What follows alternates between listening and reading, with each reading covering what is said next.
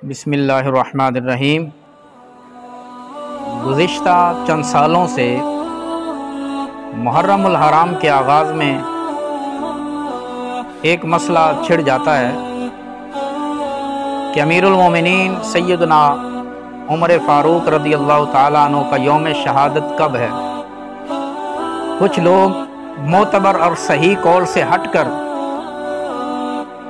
29 ज़िलहिज्जा का कौल करते हैं, जबकि सही मसला ये है कि हज़रत अमीरुल मोमिनीन उमर फ़ारूक रज़ियल्लाहु ताला अन्हु का यौम शहादत यकम मुहर्रमुल हराम है।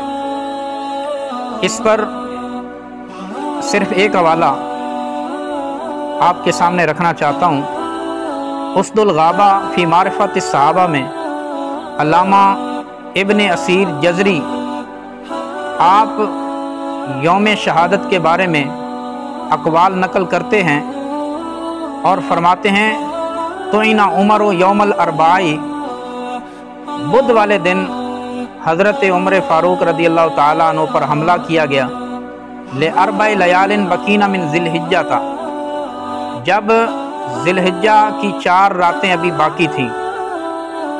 सना सलास व इशरीन 23 हिजरी में वदुफिना यौमुल अहदी सबाहा हिलाल मुहर्रम सना अरबा व इशरीन, और फरमाते हैं यकम मुहर्रमुल हराम 24 सन हिजरी को आपको दफन किया गया।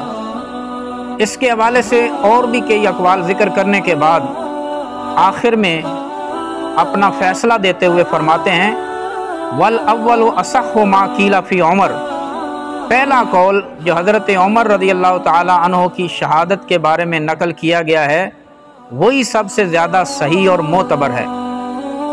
लेकिन अफसोस से कहना पड़ता है कि कुछ अहबाब ने चंद सालों से सही और मोतबर कौल को छोड़कर गैर मोतबर और ज़ईफ़ अक़वाल को लोगों के सामने रखना शुरू कर दिया है, जिससे अवामुन नास के अंदर हैरानगी भी पैदा होती है और ताज्जुब भी होता है और तशवीशनाक सूरत हाल से दो चार होते हैं। इस हवाले से ये बात सबको अपने ज़हन में जमा लेनी चाहिए कि सैयदना फ़ारूक आज़म रज़ियल्लाहु ताला अन्हु का यौम शहादत यकम मुहर्रमुल हराम ही है।